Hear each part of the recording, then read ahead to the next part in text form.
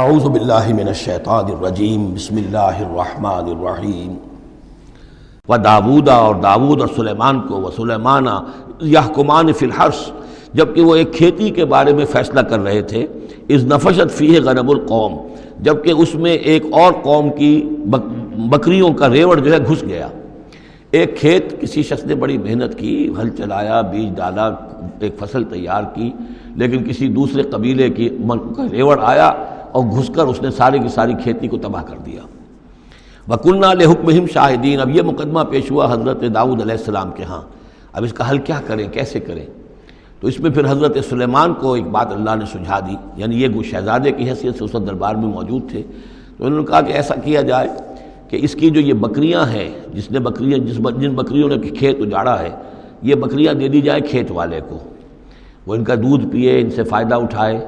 اور اتنے عرصے میں جس شخص نے یہ بکریوں والا جو ہے اس کے کھیت کو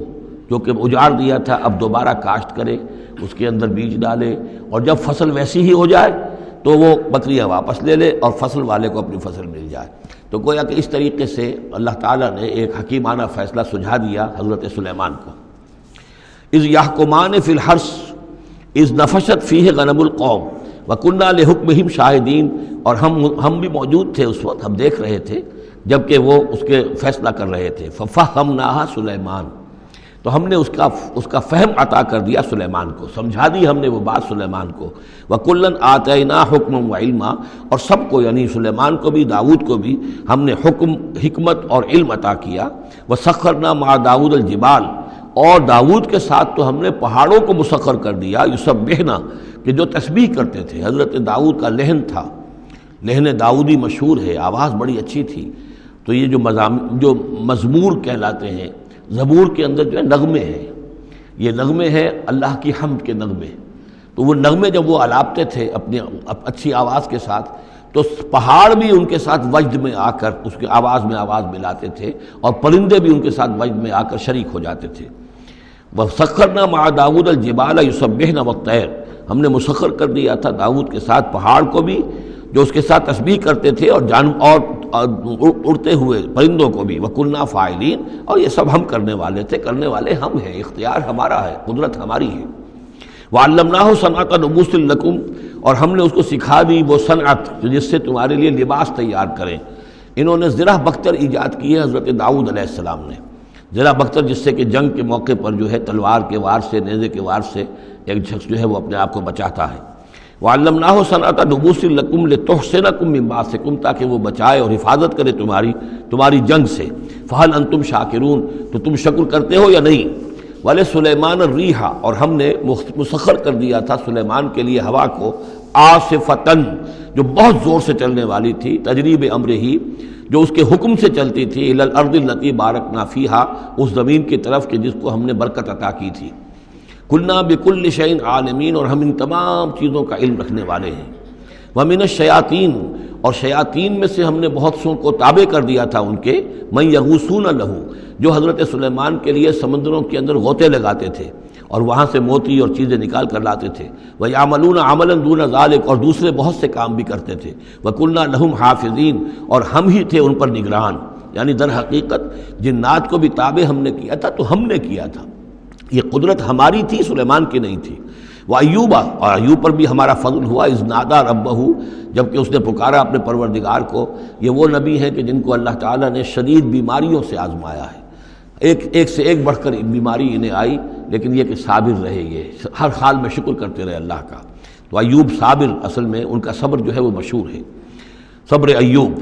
وَأَيُّوبَ إِذْ نَادَىٰ رَبَّهُ، جبکہ پکارا انہوں نے اپنے رب کو، أَنِّي مَسَّنِيَ الضُّرُّ وَأَنْتَ أَرْحَمُ الرَّاحِمِينَ، پروردگار مجھے بہت تکلیف جو ہے وہ مجھ پر مسلط ہو گئی ہے، اور تو بہت تمام رحم کرنے والوں سے بڑھ کر رحم فرمانے والا ہے۔ فَاسْتَجَبْنَا لَهُ، تو ہم نے اس کی دعا بھی سنی، اس کی فریاد سنی۔ فَكَشَفْنَا مَا بِهِ مِن ضُرٍّ، جو تکلیف اور بیماری تھی ہم نے اس کو کھول دیا، دور کر دیا۔ وَآتَيْنَاهُ أَهْلَهُ، وہ بیماری بھی ایسی کوئی جلدی بیماری تھی جس کے اندر تعفن بھی تھا، جسم کے اوپر پھوڑے،